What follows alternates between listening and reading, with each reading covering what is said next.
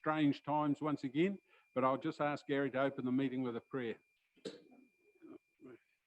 you, Bishop. Lord, we ask your guidance in our deliberations so that the decisions we take in the lives of the community serve and enhance the environment we administer.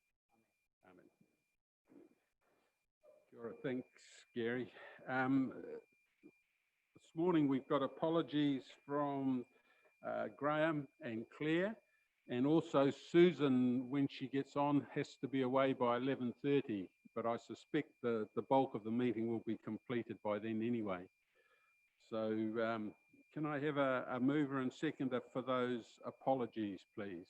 Roger and Andrew, all those in favour? Aye. Contrary? Carried. Item 2, are there any disclosures of members' interest? Oh, yeah. So Liz has just declared an interest in the Karapira Domain liquor licensing. No others? Okay, item 3, late items. Do we have any late items? No, we're all okay? Okay, no late items. Confirmation of the order of the meeting. Everyone comfortable with that? Yeah, as far as a formal meeting, we might just bring a workshop forward if we finish early, but at the moment, the meeting is as per the agenda. Everyone happy? So I've moved Lou and seconded Philip. All those in favour? Aye. Contrary? Carried. Okay, so are there any councillors' updates on attendances? If I go around the room here first, and then I'll come up to the screen. I suspect we might be a bit light on it this month with with COVID kicking in again. All of my functions have been curtailed, but Elwyn, is there anything? Lou? Philip? Yeah, I was asked to attend the Oaks Lifestyle Village in Cambridge AGM a couple of weeks ago and asked to talk there. Yeah, okay, thanks, Phil. Hazel, did you have anything? You right? No. Yeah. Gone into hibernation again. Liz? Oh, look, just acknowledging the senior council meeting, which a number of us attended. So it was really good to see everybody back again. Yeah. And yeah, most of them are still there, which is even better. And yeah, Grey Power meeting, I'm giving a monthly update to the Cambridge Grey Power as well. Thanks, Liz. Thank you, Your Worship. Just dealing with it, we had another ComSafe meeting, and Mandy Merson, the new Community Safety Officer, which most of us met, or you met, when she came into council. She's done a lot of community meetings. The main thing is there's been no loss of patrollers over COVID lockdown. I think there's still 24 of them still all keen to go. And now that the CCTV is getting up to date, they can do their little part there. So we're lucky to have those 24 community members committed to look after the community's safety both day and night. They can get out at daytime and do that. It takes a lot of organising with rosters and training. We've lost the community patroller who was coordinating. Stuart Hapton's gone over to the Tauranga Way, so 3 people have stepped up and are sharing that job. It's different parts of it, which is great for long-term sustainability of this organisation. So no, it was good. Thank you. Thanks, Bruce. Anybody that's zooming in, got any comments? Everybody okay? All right. Okay, well, thanks for that. I suppose the only real major change, I suppose, from a local government New Zealand perspective, we had our AGM that had been delayed via Zoom, and it took over an hour to get everybody across the country logged in appropriately with voting. But all of the remits went through in line with the way council was recommending, so there was no real significant changes there. The proposition that we put forward as our remit went through, I think it was about 96 or 98%, and I think it was only because one of the councils couldn't vote in time that it wasn't 100% in favour of recommending the government change the use of, well, be able to use the macron or double vowel, I suppose, and probably allow councils to have a brand name rather than the legal name in the Act, so that went through okay. So it was Stu that was the, yeah, so Stuart Crosby was elected the new chair, I suppose, of Local Government New Zealand, and Hamish McDowell from Whanganui was the appointed the deputy. So that they were the changes. So there was a Gary Kircher was the one who missed out on the deputy mayor from the South Island, and yeah, Alex, I'm just trying to think of her surname from, yeah, so anyway, Alex missed out in terms of the chairmanship of LGNZ. So they were probably the only two changes, but all that information will come out. Okay, so if that's all we have, we can move on. So we're on to item 6, the confirmation of the minutes and the council minutes at 28th of July. And Claire has sent in a couple of amendments. Jenny, that's for the councillor updates, in the 3rd paragraph. This one is on page 10 of the council update. It says joint, it should say joint, it says join. So if you, yeah. So, okay, the 3rd paragraph on page 10, oh, yep, okay. And the resolution, oh, that's all in public excluded. Oh, yeah, okay, so it's just that first one from Claire's point of view. So if we just quickly go through those minutes, I doubt whether there's anything there, but page 1.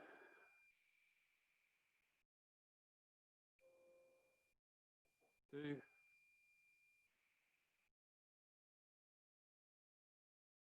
3. 4. 5. And 6. No? Okay, so apart from that, just that small item that Claire picked up, can I have a mover and seconder to receive and that they're a true and correct record? Liz and Andrew. Okay, with any discussion? Everyone happy? Okay, I'll put the motion. All those in favour? Aye. Contrary? Carried. Okay, item 7, Gary, document signed under seal. Well, so this is just a refresh of a number of warrants, Your Worship, so nothing extraordinary here. Sorry, Alex Walker was the name of the... Yeah, okay. Yeah, so for the minutes, it was Alex Walker. Sorry for that. I just lost the second name for a minute. But yeah, sorry, Your Worship. So just in respect of these documents signed under a delegated authority with a seal on them, they effectively are a refresh of warrants. Okay, did anyone have any questions on that? Okay, so a mover and seconder to receive those, Philip and Mike. All those in favour? Aye. Contrary? Aye. Carried. Okay. We're on to item 8, Tiarawai concept design and funding. Gary, if you can do it. Thank you, Your Worship. So Debbie Lascelles will lead this. Shane is on Zoom. He has some slides to speak to, and Anne is here as well. Good morning, Anne. So effectively, this is about landing on a plan which we all agree with so that we can then position ourselves to make an application for funding, especially from PGF. Critically, we've been advised that applications for PGF are closed at the moment, but will be revisited once we have the election and we can see what the PGF fund looks like post-election. So this is really just gearing us up so that as soon as funding rounds open up again, we can jump straight in. Over to you, Debbie.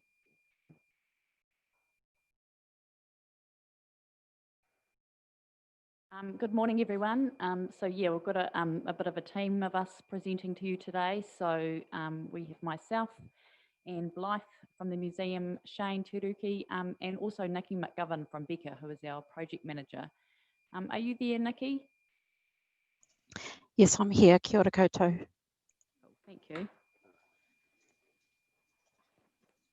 So this is going to be a somewhat interesting. So hopefully everyone can see that screen. Can councillors see the screen? Yeah, Yep. we can. All good. Great, thank you. No, it's not going to work. Yeah, next slide. And actually the next one as well. Okay, so just to start off, what we're going to cover today. So I'm going to do a bit of a recap on the key objectives. So these were presented to you in December. So we're just going to quickly touch on those again. We're going to have a quick discussion or a bit of a discussion on why we have two concept designs. So a bit of a reminder of how we've ended up in this place. Then I want to talk to you a little bit about our commercial and operational model. Then we're going to go into the differences between the two designs. Shane's going to talk a little bit how iwi have input into the designs. Anne's going to talk to you about the floor plans, and we're going to have a closer look at the designs and the building materiality. And then we're going to talk about the decisions that are required today. So as Gary mentioned, we are really here today to agree on a concept design, and we need to do that so that we can have a clear scope of works that we can put into funding applications, and so that the correct figures go into the LTP. So I know that you will probably want to talk about timing in the LTP today, but if we can, it would be better if we do not have that discussion today, because when we have that discussion, it really needs to be within the context of all the other LTP projects. So I really want to avoid the situation where we're making decisions in isolation without you understanding the financial impact across the whole organisation, if that makes sense. Next slide. So you may remember that when I came to you, I think it was December last year, these were the key objectives that we presented. So just a quick recap on those. Enacting positive social change. Oh, I'll let you guys read them. I did say to you at the meeting in December last year that we wouldn't compromise on these objectives. So when we talked about that we were staring down the barrel of an unaffordable building, I did make the promise that if we reduced the scope of the building, that we would continue to deliver these objectives. And these have been kept at the forefront of our minds in terms of the development as we've progressed through the project. Next slide, thanks, Sam. So I guess also just a reminder as to why we have two options. So you'll also remember in December that we, when I came to you, that I flagged that our aspirational option was looking like it was going to be really unaffordable.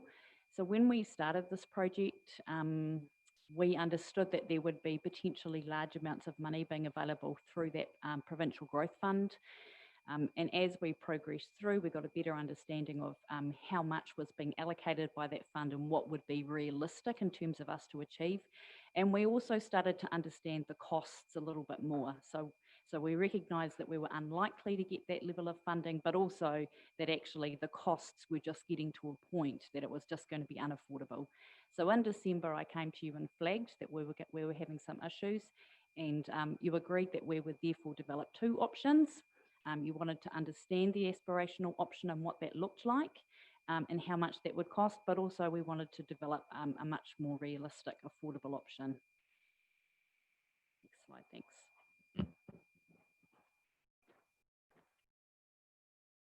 So I'm going to talk to you now about our commercial and operational model and explain what that is and what the key findings were from this piece of work.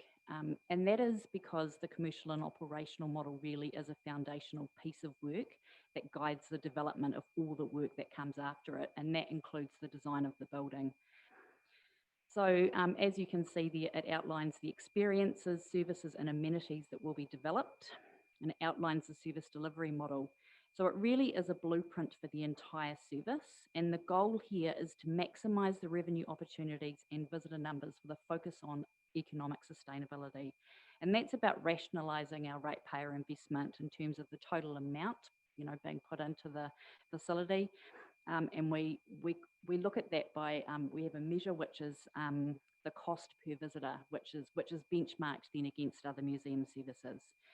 So this commercial and operational model also provides detailed operational budgets, and it gives us visitor projections as well. So it really builds the economic case for the kinds of services that are provided. This has an obvious interplay with the design in terms of that the design then has to deliver the kinds of spaces that you need to deliver those services. Next slide. Thanks, Sam.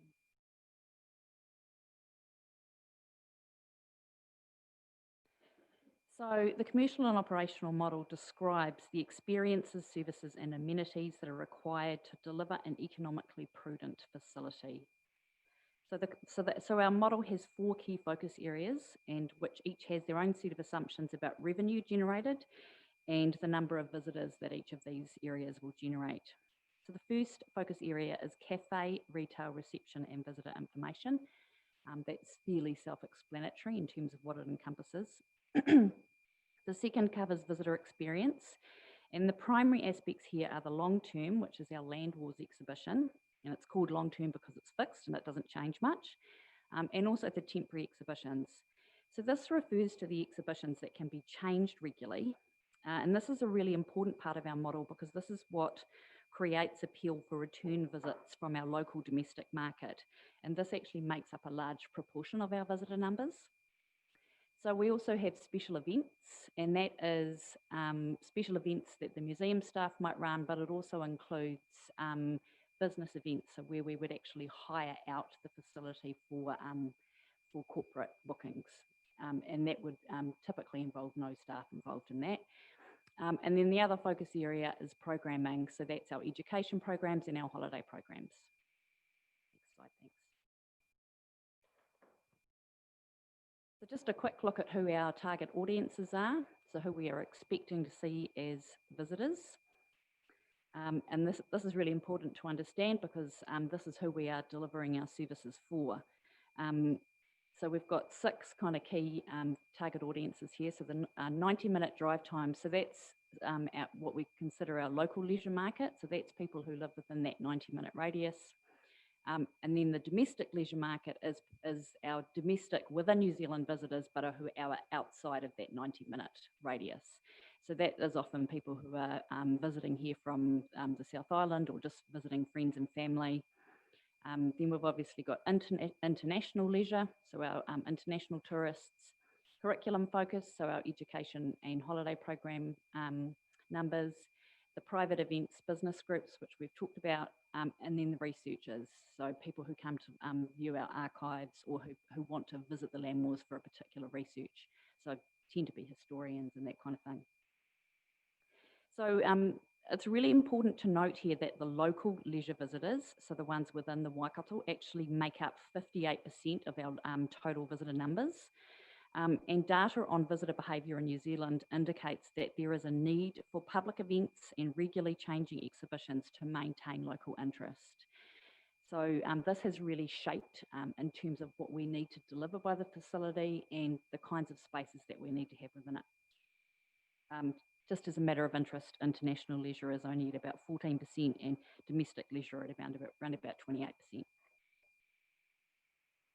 Next slide, thanks, Sam. So obviously when we were looking at reducing the scope of the building, it was going to have an impact on our commercial and operational model, because as soon as you change your floor plan, you change the spaces that you provide, then you're going to have to review that and say, okay, what can we still deliver within that footprint? So pretty much our first option, so I'm taking you through here, I guess, some of the analysis. And so what you're seeing here are some options that we discarded quite early on because they didn't really stack up. So initially we thought, our initial objective for the building was really just around that heritage New Zealand land wars and education. So what if we just focused on that? So we went back to our commercial and operational model and had a look at the impact of that, and it really didn't stack up in terms of visitor numbers. So as you can see there in that middle column, so this is where we reduced. So we took out the cafe, we took out the collection store, we took out the temporary exhibitions, And by doing that, we were unable to have that changing exhibitions, creating that local interest, and also we reduced private events because we were reducing that space that we could hire out to others. So our projected visits dropped down to 45,000 and the cost per visitor went up to $49.15 per visit, which really isn't very economically prudent when you're benchmarking against other museums. So you'll see there our option 1 figures and our option 2. So we'll go into a little bit more detail about those now in the next slide.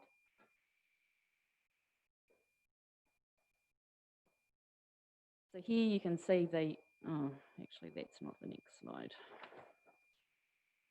Okay, that'll be in the next slide where we go into the detail of the commercial and operational model.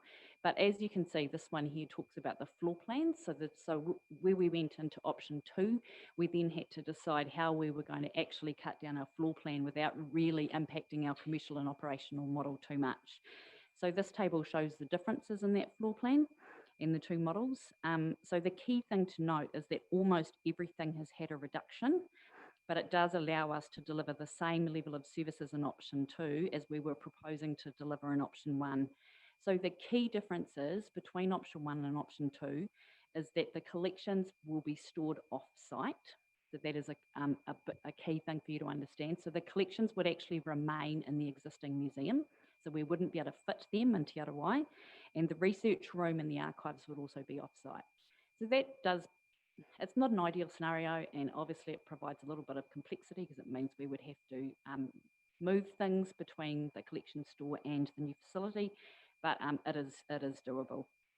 The other big difference is that the full cafe has been replaced by a coffee cart, so that entrance space has been reduced in floor area by quite a lot. Next slide, thanks. So this is the summary, and I think this is in the report. This is the summary of the commercial and operational model and the kind of differences between those two options. So as you can see, the target audiences between 1 and 2 are the same. And so our visitor numbers are less, but obviously not as impacted as the discarded model that we discussed earlier. And that is really because just about the capacity of the building. So while we still have temporary exhibition space, it's a lot smaller. So we just can't fit, and our education space is a lot smaller. So we just can't fit the same amount of numbers that we could fit in that really large building. You'll see there too that it does have the cost per visitor. So in option 2, we're at $28.85, which still benchmarks pretty well compared to other similar sized museums in New Zealand. Yep.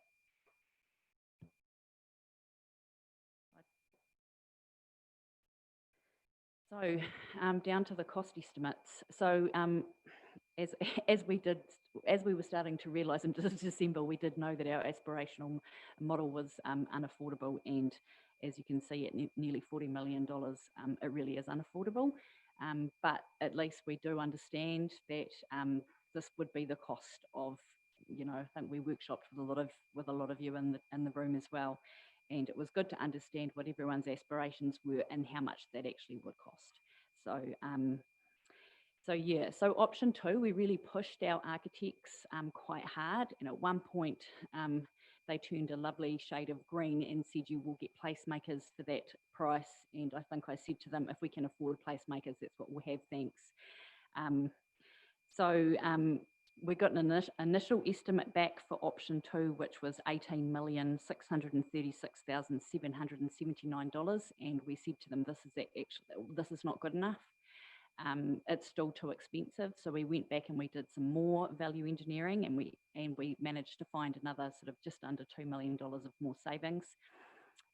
So that's where we've landed at our price, which is close to about 17 million. So I think it's hard to see the figures here. I think 16,693,000. So I'm really confident that that price, in terms of delivering the commercial and operational model that we have, we're not going to get it any cheaper than that. And if we wanted to make it cheaper, it would mean reducing the floor area more, which will compromise the commercial and operational model, and it will start to compromise those project objectives. So while we were doing the value engineering, that's what we were looking for. we looked at other options. Could we reduce this more? And it started to compromise the objectives of the project, so we didn't kind of go any further. Yeah, next slide, thanks. So I'm going to get Shane now to talk just about iwi input into the design and how that kind of has worked in through with the architects. Kia ora tātou. Hopefully you can all hear me. So in respect of the iwi participation, we worked quite hard at ensuring that once the design fields begin to be fleshed out, that iwi will be working alongside to ensure that they're informing the design brief as we go along. And to that end, myself and Henrietta from the museum created a document which we call the kaupapa kōrero document, which is to be used to assist the architects in their planning, check-off list, if you like, to ensure that certain things have been taken into mind, and we'll talk about that as we go a little bit further. But what we wanted to do was ensure the integration of design that featured within the landscape, that were aspects there also that feature iwi narratives and stories, integrated into the build. Now, that's not to say that there wouldn't be specific artworks as well, but that the narratives, etc., and design work would echo throughout the building and the build itself. And you can see there the kahikatea forest, and some of the design elements we looked at were things like taking on board aspects of viewing the building from perhaps standing in the river itself, the Mangapiko or the Mangohoi, and viewing from that point, letting me know that as we looked up, you could see ribs, if you like, etc., and they sort of featured in the design work. Take into aspects like Papa Tuanuku Rangi Nui, the sky and earth and all sorts of elements. So we took those into our brief and created the kaupapa kōrero document, which will help us to lead going forward with the designers, with the architects.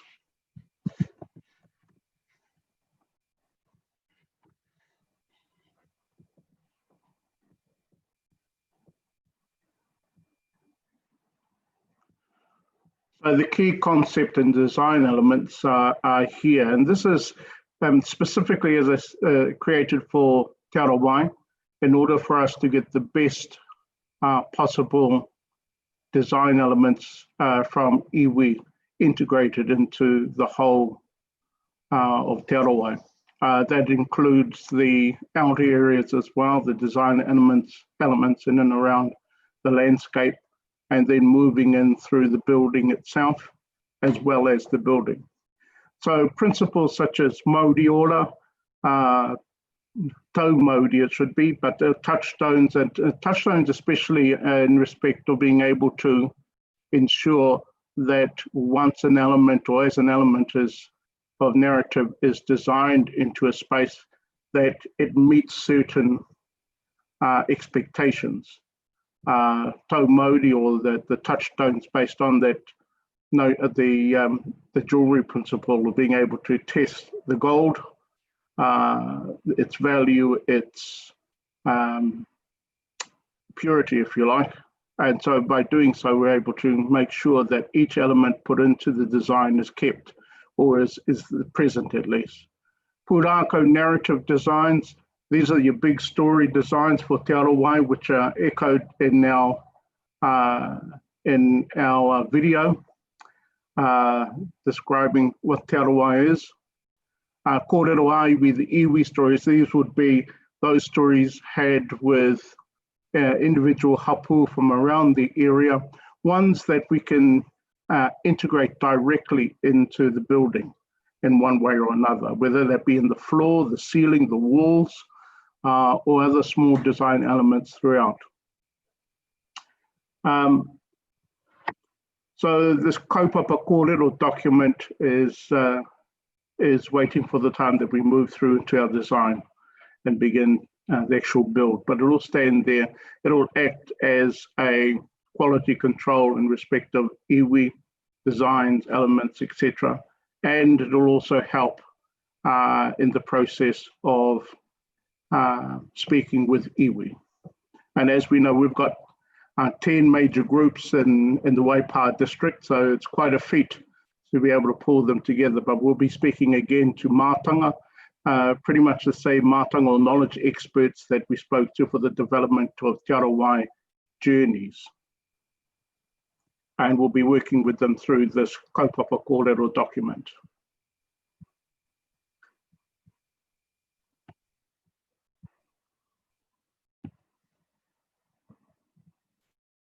Kia ora koutou. I'm just going to take you through the floor plans for the building. So just a quick whiz around the outside of the building. Obviously, we're just located just behind the library there on the space, which is currently the Du Bois and Stuart Law's building. You can see us through there. We have the entry atrium. It's probably a little bit hard to see, but the entry atrium right at the beginning there, which provides you that link from Mahoi Street through to Selwyn Park. Goes right through the atrium and through the courtyard there. We have a loading bay off Mahoi Street to provide our truck access, etc. Plant area around the back near the mobile service station as you're coming around the building. Then we have a little education courtyard which goes out onto the park there. And we have some glazing on the park side from the education galleries. The next slide will give you a bit more updated, a bit more bigger information. And then we have a courtyard between the library and the museum space. Next one. So this is the actual layout of Te Arawai itself. Right up the top there, as I said, we've got the atrium area, which will be where our visitors will come in to the museum. And in that space, we'll have an eyesight, we'll have a welcome desk. It will form a good space for functions as well. So that's going to be quite a hard working space. The coffee cart will also be within that space, potentially in the atrium or within the courtyard, which is between the library and the Te Arawai space itself.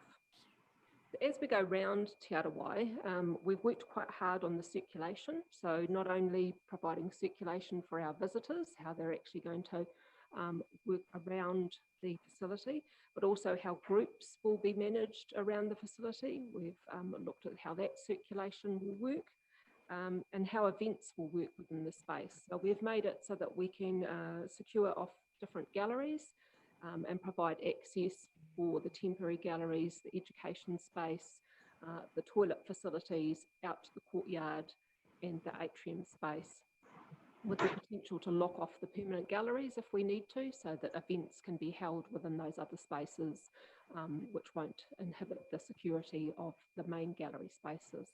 We've tried to look at all of that to make sure that it will work as a multi-function space, like I say, for different things.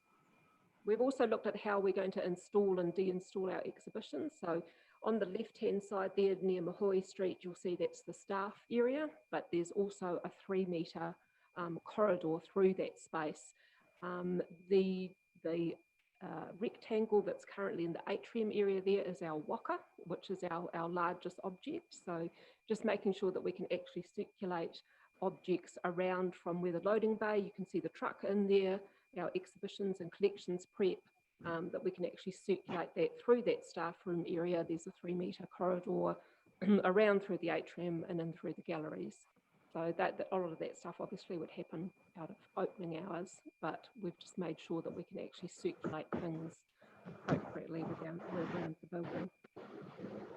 We also looked at an acoustic strategy while we were working on this, obviously with different groups within the museum, different events, and particularly within our permanent galleries, there's going to be a lot of video, audio type exhibition displays. So we had to have a look at a bit of an acoustic strategy just to make sure that our visitors weren't going to be overwhelmed with different noises from groups or from the activities themselves.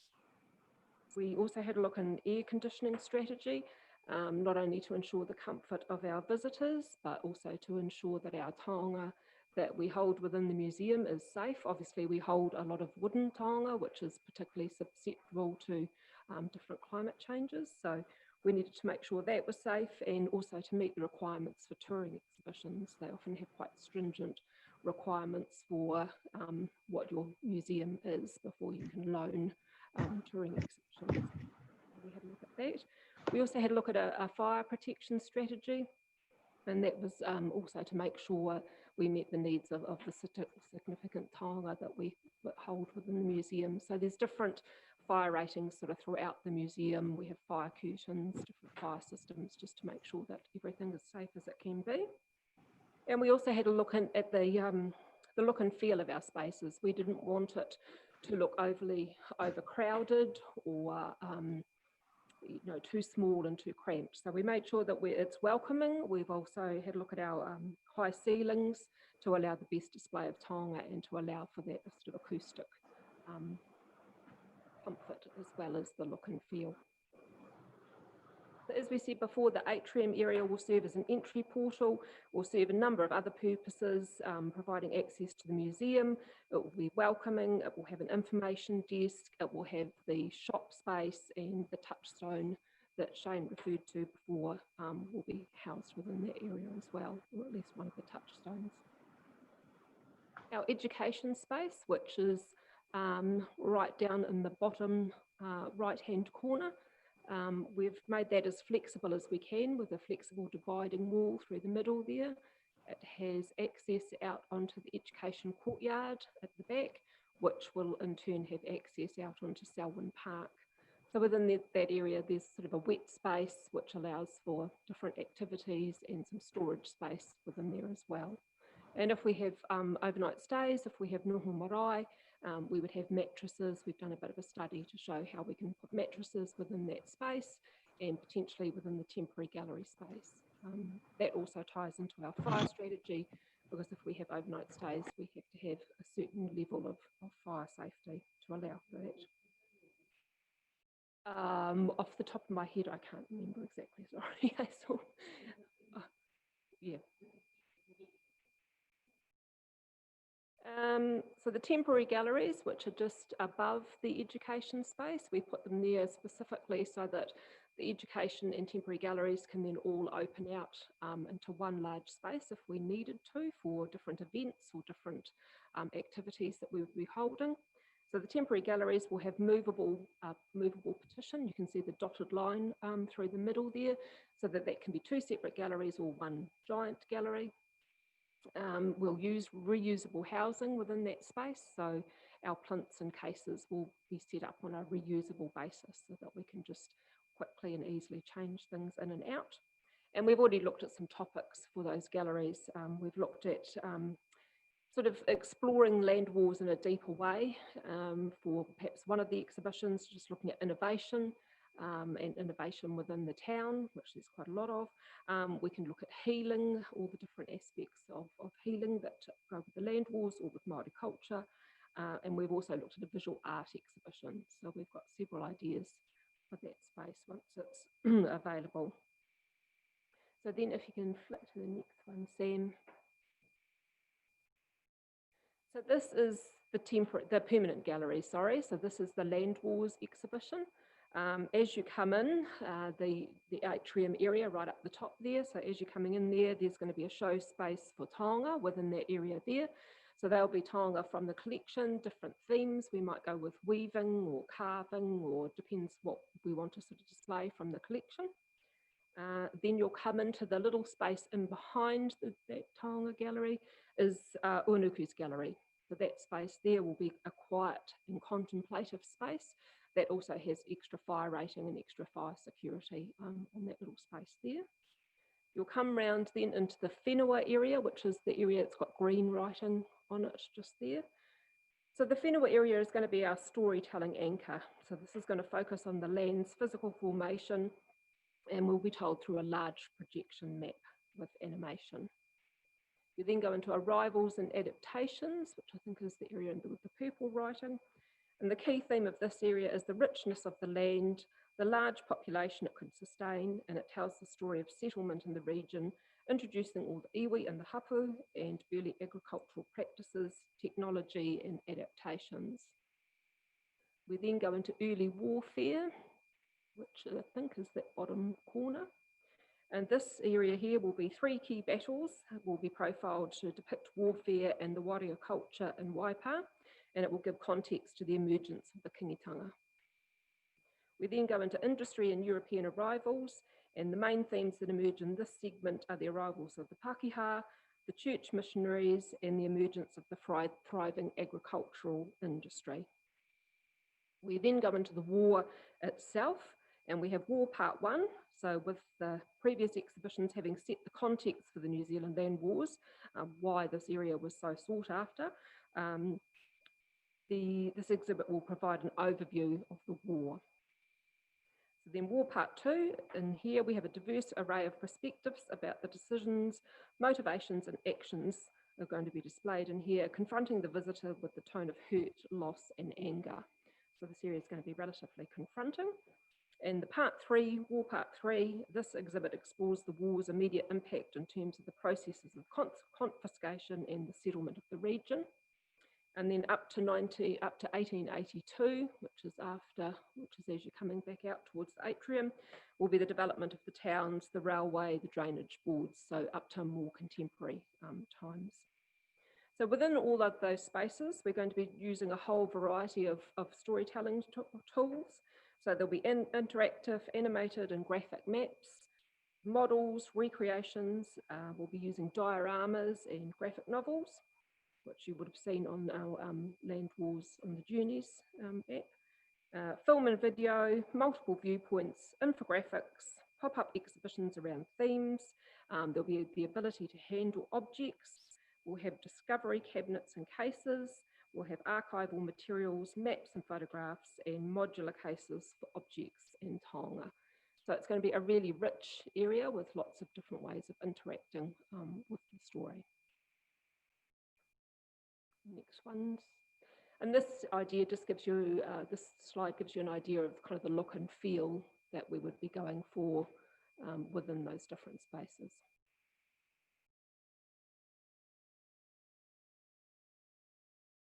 Back to me. So I guess now just to show you some of the pictures of the exterior, just so you get an idea of the differences between the aspirational model and our much more affordable modest model. So as you can see, the aspirational model has really a high roof pitch and has those lovely wooden spines, which fit in with iwi aspirations in terms of the spine of the ancestors, but like a bit like traditional meeting rooms. Next slide, thanks, Sam. Again, that's just another view of it. As you can see, it's a pretty amazing looking building. So, yeah, next slide. This is just the back end of it. So this is the end that you'd see from the park. It shows the courtyard there, and you can see the glazing, which so you can see into that education space there. Next slide. Another angle from the back end again. So this just shows inside. So as you can see, a lot of glazing and that sense of height and kind of grandeur by having that really high roof pitch. Again, a lot of use of wood in the interior to give it that amazing kind of presence and connection to the landscape.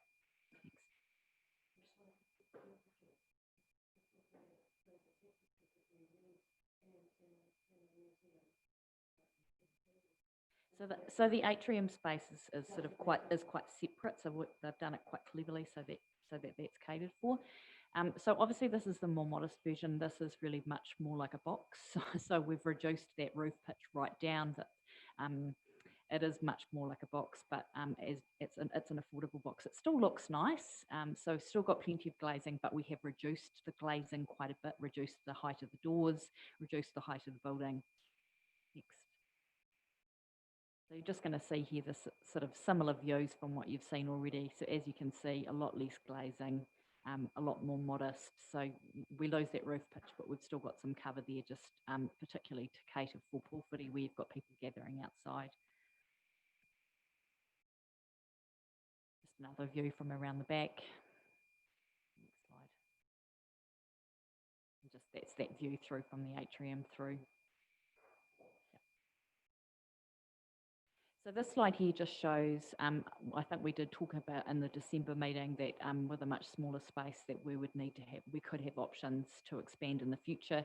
So the architect did a little bit of work in terms of if we were to do that, how we could do that. So those purple and orange and green boxes there just show potential places for expansion if we want to. I think we can add an extra 633 metres squared in the distant future if that was desirable. So I guess just a reminder that I know we've got a little bit of a hiccup at the moment with fundraising and in terms of making the dream happen, but I guess it is just to remind you that we did launch Te Arawai Journeys in December, which is an amazing site, and that we will be capitalising on that as much as we can. So the stories aren't forgotten.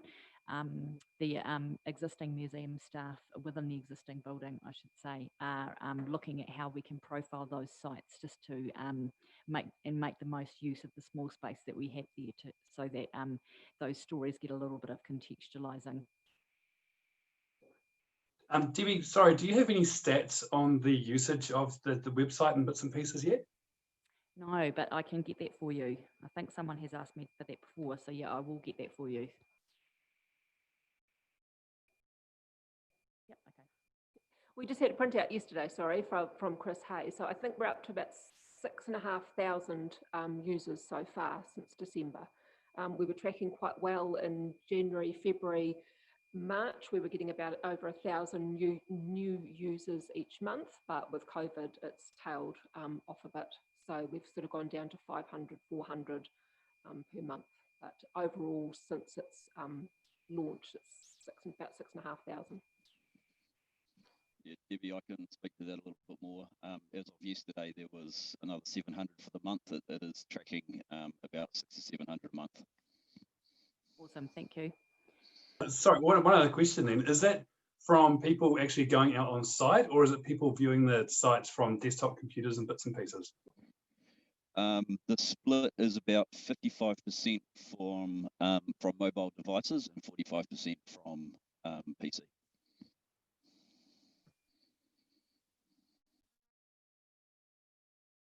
Cool. So I guess we've just come to the part of the presentation where we're happy to take questions. We've also got Nikki here from Becca who may be able to answer some of your technical questions about the building. So I guess just a reminder that the resolutions that we need to confirm today is we need to settle on a concept design. Obviously, our recommendation is that we go with option 2, which is the more affordable option, and also we need your approval to apply to that PGF fund as soon as it becomes available. So I'm happy to take questions and yeah. Yeah, Hazel. Can we can still build on though, if later, when everything comes right a bit. So you've made allowances. So there is an allowance to add another just over 600 metres squared additional to the building at a later stage if we want to do that. Yeah. Staff going backwards and forwards. When I was reading the report, and I can't find it today, not on this thing, it just sounded a bit like the going backwards and forwards for staff was going to be a bit time consuming and probably not in the best interests. So, but it sounded like Anne has actually sorted it out. It just requires a little bit more planning. That's all. So a lot of the exhibition preparation would have to happen at the existing museum. So it just means transporting that when you're changing out exhibitions, there would be a bit of transporting, but not necessarily something that you would have to do every day. So it just means that there's a bit more planning. It's annoying, but it's definitely doable. And Yeah, okay. I've written a list here, Jim. I just wondered then, it's looking at the school curriculums now and how New Zealand history is going to be fitting more perhaps into our education system and a little bit less of the stuff that kids don't really need to know. Have you aligned with that through you, Mr. Chairman, to Anne, have you aligned so that we can, all the schools from the whole of, from all around would come to our museum to actually visually see something and be able to go out and look at the sites? Yes, absolutely. So we actually do some of that already. So we do take schools on tours around the sites. Our operational and commercial model, commercial and operational model, I mix those up all the time, is predicting around about 4,000 education visitors a year.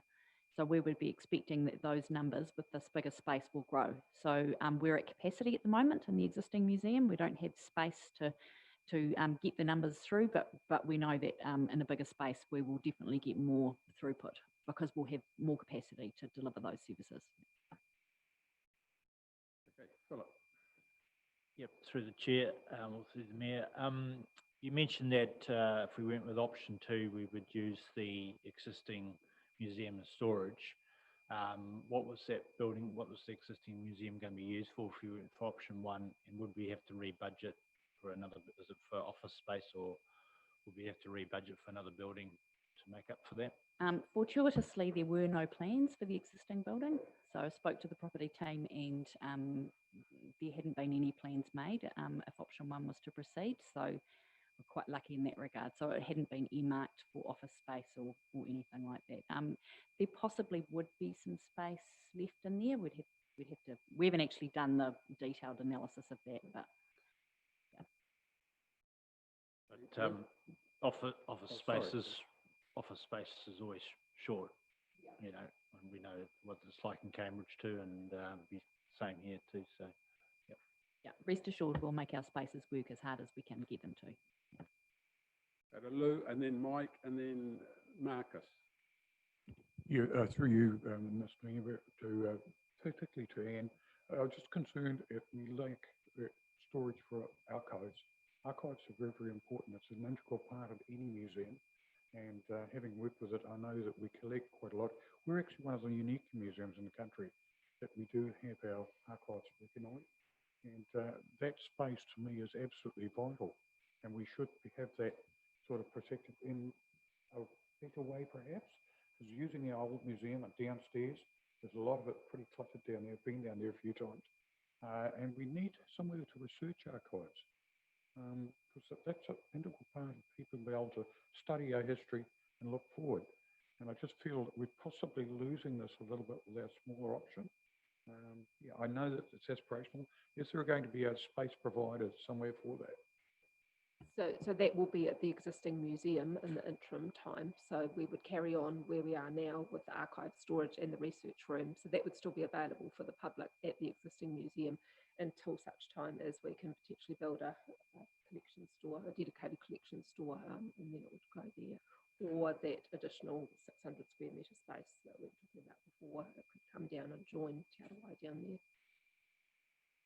There was a lot of debate amongst our project team about the archives room. We tried really, really hard to fit it in, but we just couldn't make it work. So we absolutely hear what you're saying, and we, it was a hard decision. It was hard for staff to let go of, but there was just no way of cost effectively getting it into the facility.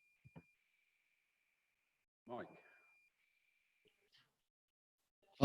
Thank you. Yeah, through the chair, Debbie. Just how confident are we in terms of it's a massive increase from 11,000 visitors up to 110,000, and the 110,000 bringing the sort of per user rate down to $28. If we get that wrong, that $28 starts shifting pretty quickly. How confident are we, and what do we base the 110,000 visitors on, I guess? So option 2 has a target of 72,000 visitors. So the 115,000 is for option 1. Yeah. So the commercial and operational model has been developed by a professional museum expert. So he has looked at other similar facilities and the kind of visitors that they'll be getting. He's looked at our population and had a look at so that's where all of that target audience analysis comes from. So the 72,000 that's predicted is actually, he would consider that quite a conservative measure.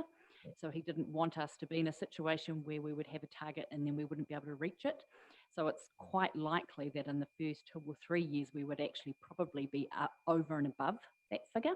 Right. But as I said, they wanted to be conservative and make sure that it was achievable. So I'm pretty confident in that work. Thank you for that. Marcus? Yeah, I'm pretty disappointed overall over the suggestions. This is a project that I was really behind and really thought, you know, that we got sold a really good story and a really good proposal, and now we're doing something that is not going to be as good. And it seems yeah, I don't know, we're really good at shortcutting ourselves and building things that aren't going to be suitable in 10, 15 years time. We're going to be looking at going, oh, we don't have enough space and it's not working with us. I see the need to doing it, but I'd just like to say that I'm just really disappointed that here we are. I agree totally with Marcus. Okay. Yeah, look, I suppose if money's not an option, Marcus, then you go the aspirational model, don't you? But you know, the community, in my view, was never going to wear a $40 million project.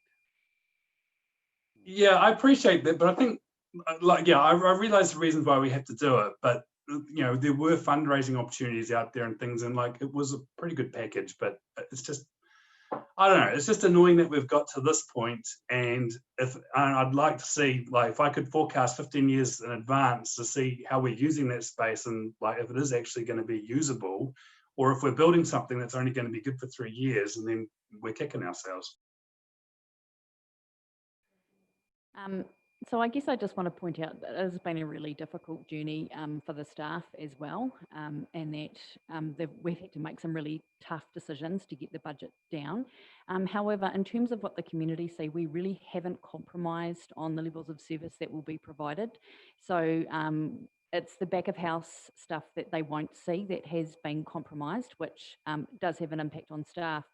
But in terms of what the community will see, I think there would we've done our absolute best to ensure that there's minimal impact in that regard. One further thing, how does this work with the eyesight idea as well, like combining the two things? Yeah, so we'd still have the intention of combining with the eyesight within that atrium space. So the reason the atrium space is able to be reduced as much as it has is because we've removed the full cafe from that. So that had its own kitchen. And obviously a whole seating area. So that that was a large proportion of what we removed from that atrium space. Okay. A very simple one. What's the square meterage of a present museum? 504, I think. Yeah.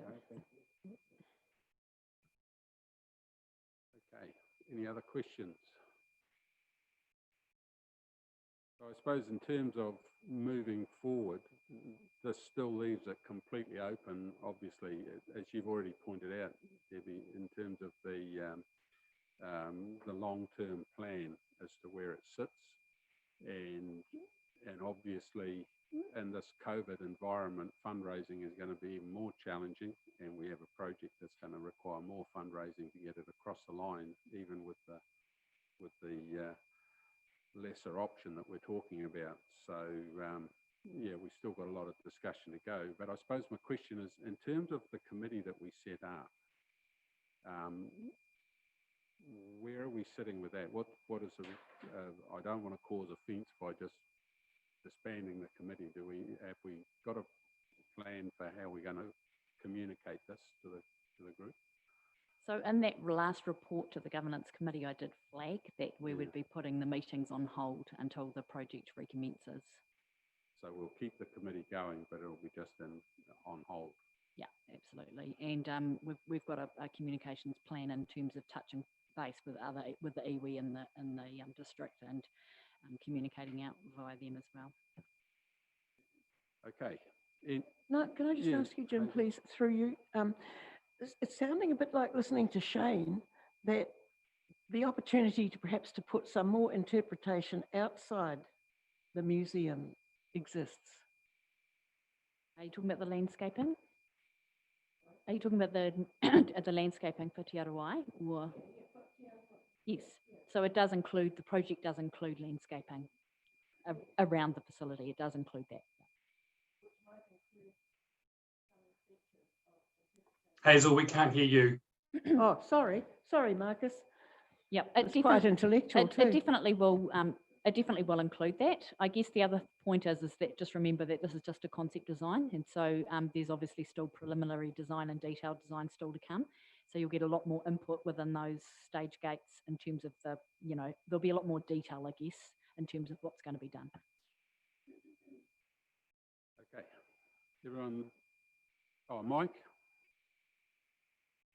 I guess just one last comment is that, I mean, and just picking up on some of the varied comments around the place, that I guess at the end of the day, we do need to stay positive about this project in terms of, I'd hate to see another Cambridge pool scenario going back a few years where, $1.8 odd million was invested for not a lot of return. So, we've invested close to that already, and we've got something that is functional, that is affordable, and I'll pick up what Debbie says, that largely from the public's point of view, does meet the objective of the Waipa residents. So I think sometimes you just have to be happy with what one can afford at the time. And I do like the concept of, hey, down the track for future councils, there is the scope to extend this thing by another 600 odd square metres, or square feet, sorry, which is quite a bit. Okay, thanks for those comments. So look, if we've got to the point now, if everyone's satisfied, we've got the 4 recommendations there. We'll probably have to do it in 2 parts, A, B, and C. And then if they're passed, then we can have a resolution for D. If they're not passed, then obviously D is not required. So if everyone's comfortable, can I have a mover and seconder for the recommendation through A through to C to kick off? So that's Liz and Hazel. All those in favour say aye. Aye. Contrary, carried. So now mover and seconder for D, and Liz and Brooke and Lou. All those in favour? So do I understand this Say D? aye. Just hang on a minute, Hazel. All those in favour say aye. Oh, my Aye. God. Aye. Contrary. Sorry, Hazel, you. All I wanted was a little bit of clarity because I didn't vote right then, to the Provincial Growth Fund. But what happens if, if they say we don't make it there, or does it look fairly likely that that's what will happen? Well, all of the funders require a resolution of council before you submit a funding application. All right, so that's what you're after here. That's just one potential funding source. If we end up having to go to lotteries and a whole host of others, then we'll probably need specific council resolutions to apply for that funding as well. Because if you look at the that resolution D for 5 million, that's still not going to be sufficient to get us over the line. We've got a whole lot more fundraising to do yet, because we haven't got $11 million in the budget for it. So I'll add my yes to that. I don't want to be outside of it. I'm still, yes, I still think that when we decided, anyway, we've all said A and yay, you're past all that. Yep. I'm still really annoyed about the whole thing. And I'm annoyed that somehow we got sold this idea of going outside to find the funding to build this. And yet, within our own budgets and what we're doing, for some things that to me didn't take in the interests that the big interest that this particular project was doing, and we funded them. And I say, why can't we, if we fail all this, are we going to look within our own financial situation to say, well, look, we can do this? Because I've sat here for quite a number of years listening to how you actually find the money to do things. And I've always been inwardly really pissed off about the fact that this one had to have external funding to get it built. And yet other projects, anyway, to my way of thinking, weren't as important as this for the overall for the overall problems that we were looking at working with throughout, like mental health and understanding, having a better New Zealand understanding of what the land wars were, where they were, and how they were, and try and put all of that history right so that we can actually move on or be the leaders in actually trying to bring that about. So I was sort of hoping to see it built before I leave this earth, and I'm certainly hoping that I can stay alive long enough to actually see that happen, which is what, there's a huge amount of people out there saying the same thing. Yeah, thanks, Hazel. Look, disappointment all around the room, I think, and from staff and councillors. But we do have to cut our cloth accordingly, and all of those projects that you refer to, there's a number of them that have needed external funding, and Mike referred to one, the Cambridge Pool. That was stop-start for, I would think, close to 10, 15 years at least. There's disappointment, but effectively, and nobody anticipated COVID putting an additional spanner in the works from a fundraising point of view. This is still going forward into the 10-year plan. We've just got to work harder to get the necessary funding, but we certainly can't necessarily afford just to fund this out of rates. And I really want to say congratulations to our staff for the presentation. I certainly feel like we'll get something pretty good out of this, and we can add to it when things get better. So thank you. Gary, comment? So yes, I know the resolutions have been passed, your worship, but the project that you've just landed on is pretty much of a similar size to that which was floated through the LTP. It was when the PGF fund came along and the opportunity to look at an aspirational model that has raised people's expectations.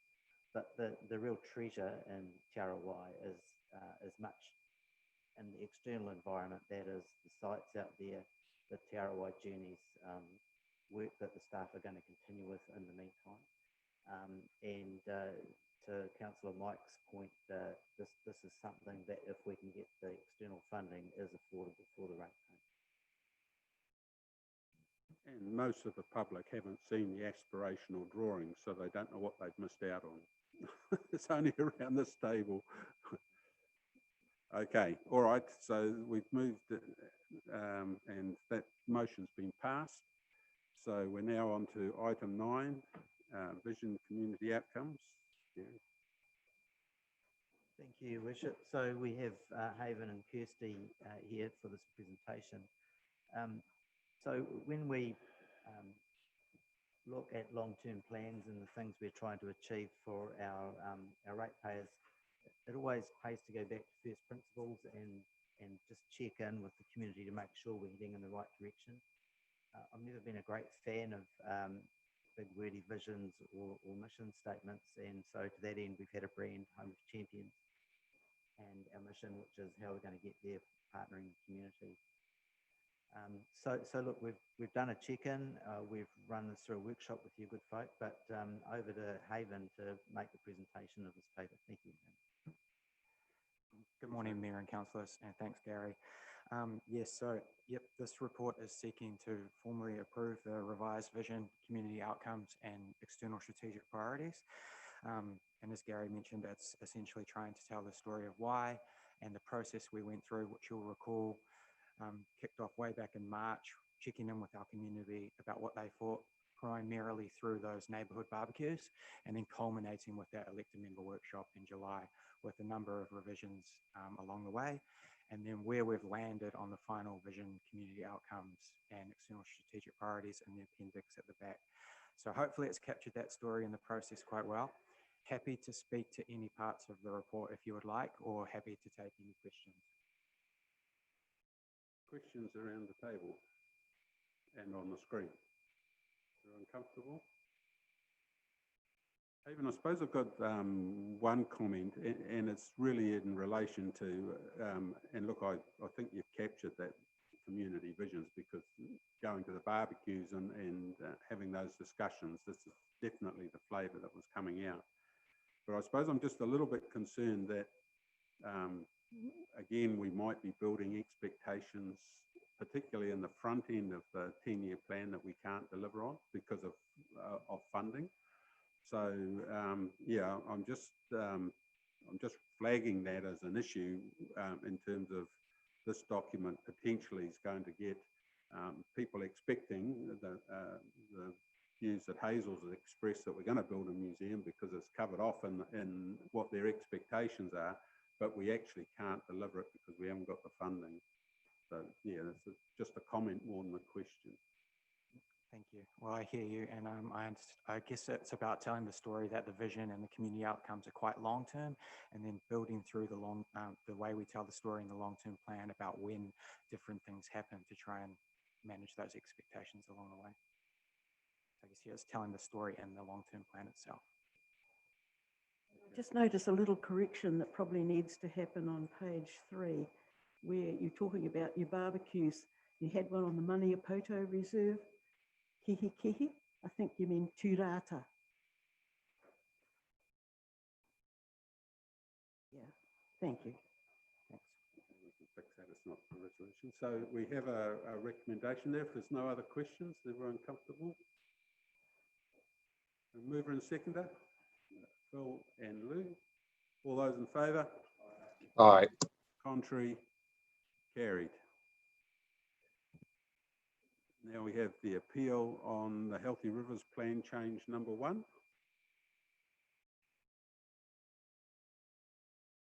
David, if you want to comment there. Yeah.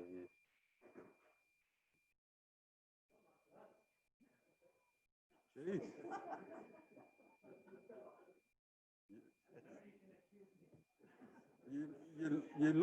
You look like you're about to do an AI job, David.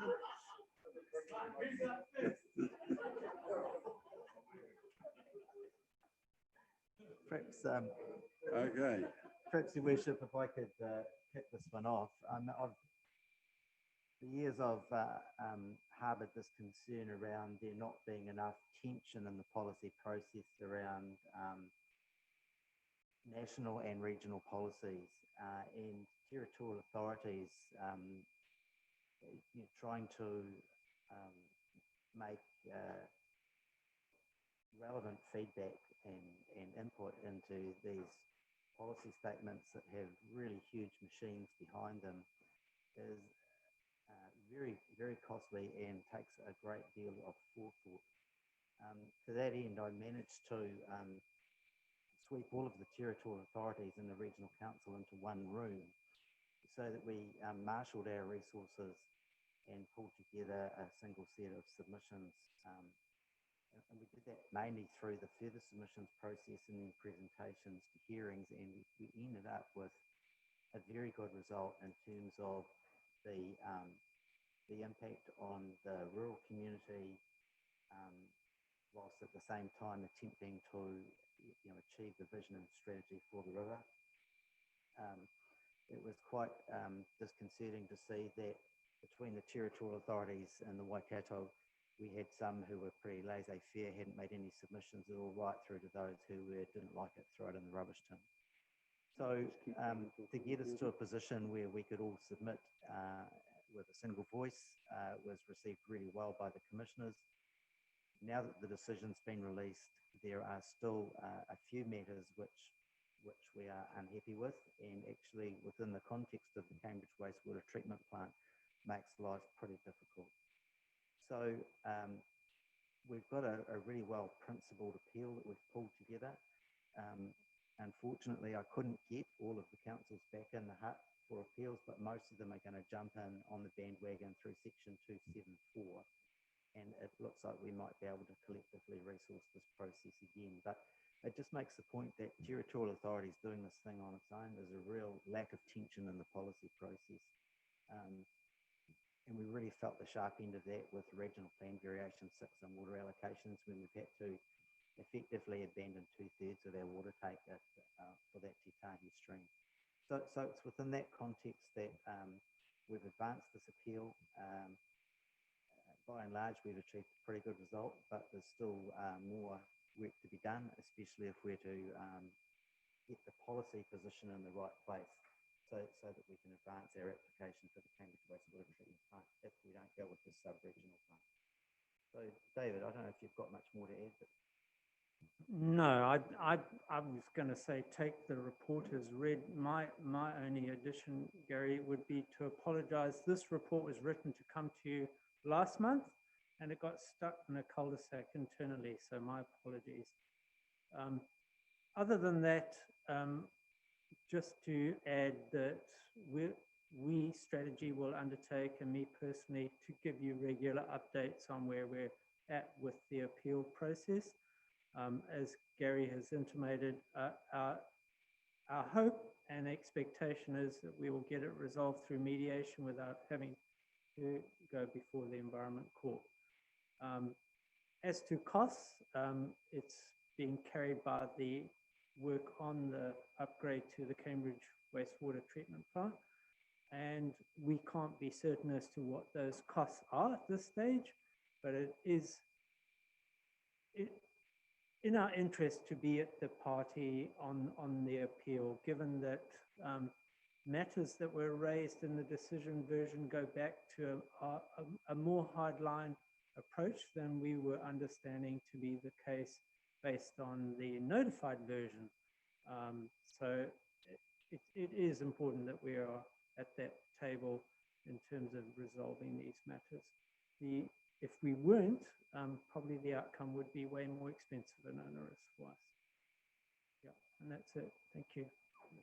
Thanks, David. Gary, just want to... Just one more comment, Your Worship. I have canvassed the appeal with the folks doing the policy work with the Regional Council, and there's a substantial part of our appeal which they're quite happy to resolve via negotiation.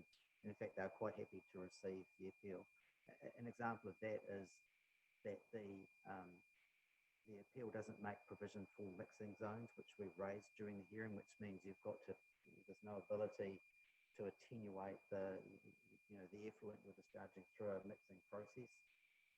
So at the outlet, your water had to be at a super high quality. Technology doesn't allow that to happen. So the Regional Council acknowledged that and are happy to negotiate those sorts of things. Okay. Any questions? Obviously we've got to continue with the appeal. As David has pointed out, the implications of it going through the way the plan changes at the present time could be horrendously expensive, not only for us, but for other communities in the Waikato. So look, thanks for your work, David, and obviously we've just got to follow the process now. But were there any questions anyone had? Okay, all right, so we're just receiving the report. It was the recommendation there. A mover and seconder. Moved Bruce and seconded Alan. All those in favour? Aye. Carried. Thank you. Through the Mayor. Yes, sorry, Mike. Sorry, Jim, just through the last comment, just like to make a comment about the last item we covered off around the vision and community outcomes, strategic priorities, and just the community stakeholders feedback survey, just to commend the staff, whoever put that together, or the group of staff. Just that the summaries were really informative, and just that the data was really in depth and very well analysed. So it was a good piece of documentation to read. Just like to pass it on to the staff. Thanks, Mike.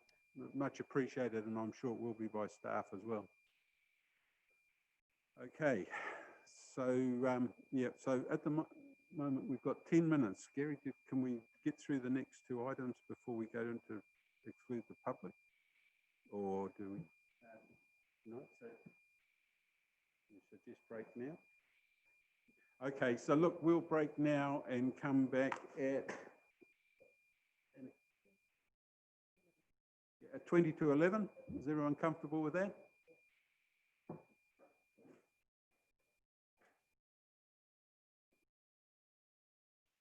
10:40 back.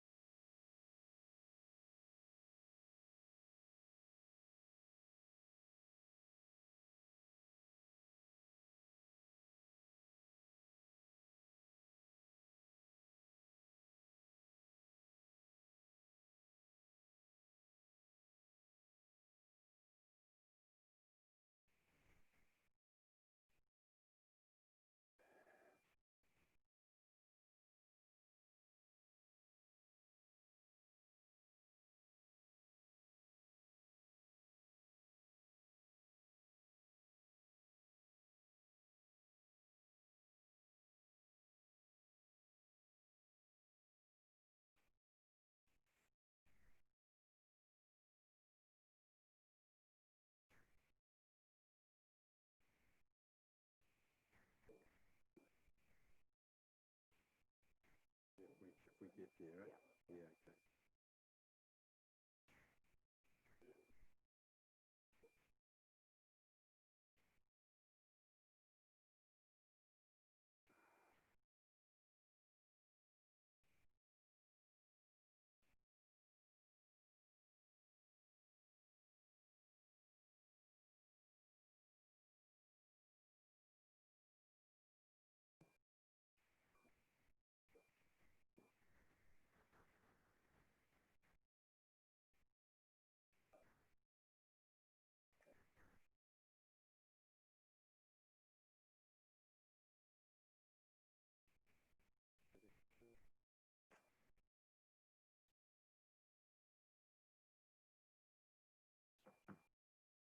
Right, everyone back. Welcome back, guys. I hope you were drinking out of better than this. Okay, we're on to item 11, summary of the annual report to the Alcohol Regulatory and Licensing Committee, I presume. Oh, Gary, did you want to? Yeah. Thank you, Your Worship. Good morning, everybody. So this is the report that I present every year that's required under the Sale and Supply of Alcohol Act on the District Licensing Committee's activities over the preceding financial year. The authorities continued with the format that it trialled last year, where we file these online, which essentially means typing them into a box on the internet and pressing send. Which does make this approval part of the process a little more challenging. So this is why the report's set out with the covering report and then the second part summarising what we're actually sending to them. So Appendix 1 is all that we're required to send to the authority. They've slimmed it down over the years. The remaining appendices are largely for your information, so you can see a comparison over previous years. So jumping just quickly to Appendix 1, just the highlights. No changes in Section 1 in terms of the staff that are working for the DLC. Section 4 summarises the business in terms of the numbers that have gone past the committee over the year, most of which you've already seen through the quarterly reports. Just highlighting that it's only looking at the number of licenses, not the number of premises in these statistics. So there's not 15 new premises in that first box, it's just 15 new licenses. Doesn't give you any trend data, but that's why the other appendices are attached there. Nothing really standing out in that space. Moving on to Section 5, so only 3 hearings by the committee during the financial year, which is a decrease. We hope that's a sign that people are getting to understand what's required in that space so that we don't have to go to hearings as much as we used to. Total number of applications was comparable over previous years. The biggest change probably was 16 temporary authorities. So temporary authority is a 3-month license you can get if you're buying a business and you want to continue trading on the current license while you get your own. So that indicates we've had up to 16 businesses change hands during that period of time, which is a bit more significant than usual. Talks about the structure of the staffing serving the DLC being under review. That's now in place with me in the manager's role, and we've just appointed a new team leader who takes over the chief inspector's role. So that again is summarised in one of the appendices.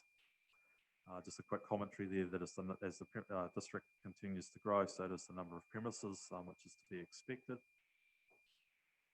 Section 6 asks for a summary of any initiatives that we've undertaken. Really, we've just continued with a lot of our online work there. So now around 30% of our applications are received electronically rather than on paper. COVID led us to looking at video conferencing and video-based interviews with managers, and also generating a lot of our certificates electronically, where we'd always previously done those by hard copy. And we also picked up some hints from a solicitor involved in one of our hearings, where we've changed our process a little bit in terms of being quite clear when parties have to circulate evidence to each other, which was a common sense change there. Sections 7 and 8 is information we provide them every year, and it doesn't change. Once you have a local alcohol policy in force, it generally stays there. Section 8 asks for whether we consider the alcohol policy is having the effect that it's intended. And our view is yes, it's creating a level playing field. Everyone knows what to expect. And what we're noticing now is that not only do licensees and applicants understand what's required in that space, we're also seeing a lot more public submissions that are referencing that particular policy as well, which is good. Again, it allows stuff to be resolved before we get to hearings. 9 and 10 again are the same as previous years. Section 11 was an interesting analysis where they wanted to know specifically how COVID may have impacted our activities. So like many things, there was good and bad sides to the COVID restrictions. All the staff were able to be resourced to work from home almost immediately. So to a large extent, business as usual. As I mentioned, we implemented remote interviews and other technology there that have enabled applications to be processed. Some of us were seconded to civil defence roles, which we had to do a bit of juggling at times, but that settled down after the first couple of weeks. The main increase in business was around dealing with inquiries as the government changed what were considered essential businesses and trying to determine which businesses fell into which categories. People looked to us for guidance in that space when really we only knew what they were being told as well. And we were left to try and pull that information together to inform businesses when they contacted us. And we got to the stage of putting information sheets together that we proactively sent out to businesses that we felt were affected by the changes. And we also got a large number of inquiries from businesses looking to change their operations due to the financial impact that was happening on their businesses. Unfortunately, some of the advice they were getting was rather poor, so it took a lot of time for us to work through those and give them the advice that was best suited to their situation. But in reality, we did not get a huge number of premises that continued. The lockdown probably finished just early enough for them to try and return to normal. If it had gone any further, we probably would have got a lot more applications to vary licence conditions. We do not see a lot of licences or manager certificates expiring during the lockdown. That's mainly because we give them all advance warning when that's likely to happen. A few delays in the process, mainly because the police and medical officer of health were given an extended reporting time, and that's still in force. So we still have quite a number of applications that would normally have proceeded, but are still waiting for reports because of that extension. We certainly haven't seen any post-COVID decline in the space at the moment. The number of applications is pretty much consistent with what we'd expect. The only exception over the period has been less special licences due to the number of events that were cancelled or postponed, most notably the Field Days event.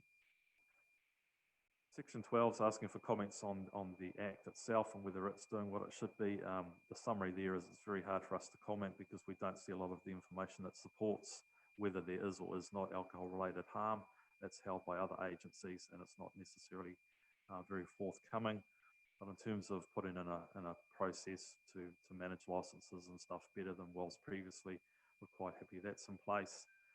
And just a comment there that the staff raised that we were quite surprised that government did look at off licences in particular becoming essential businesses under the COVID restriction. When one of the main objectives of the Act is to reduce harm, we're anticipating what effects that might have on domestic violence and other type activities there. But on the other side of that, with public places and on licences largely closed, we probably didn't see the vandalism and disorder we may have done previously. So that's the quick summary of what's going to the authority. Appendix 2, there's no changes to the makeup of the committee. The organisational chart included there is the new organisational chart showing the new team leader in the Chief Inspector's role. And Appendix 3 is the year-on-year comparisons of the number of licences that have been generated.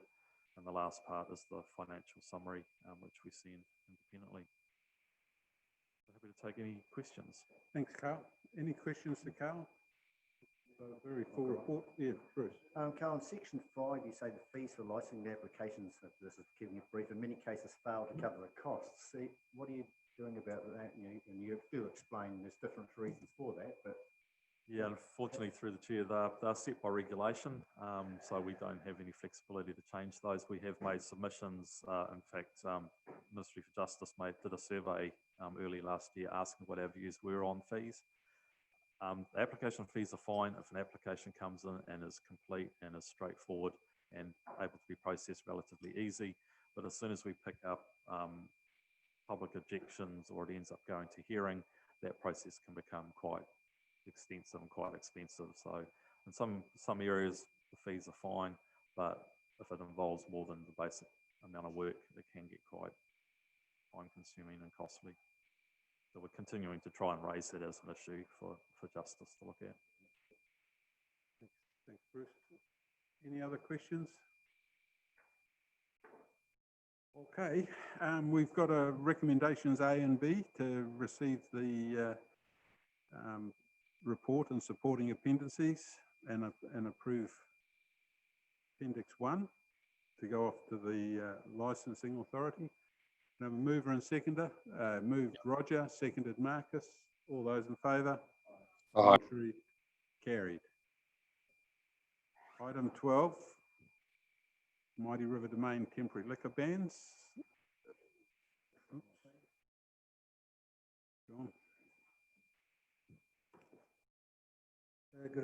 Good morning, everyone. This relates to a report that was put to Finance and Corporate last Tuesday. Relates to Mighty River Domain liquor ban, which is an annual report we put up, so it's pretty straightforward. Yep. So are there any questions? Andrew, you moving? I'd like to move, Your Honour. Thank you, Your Worship, at least. Your Honour's fine. Second. Andrew and Mike, second. Thanks, John. All those in favour? Aye. Contrary, carried.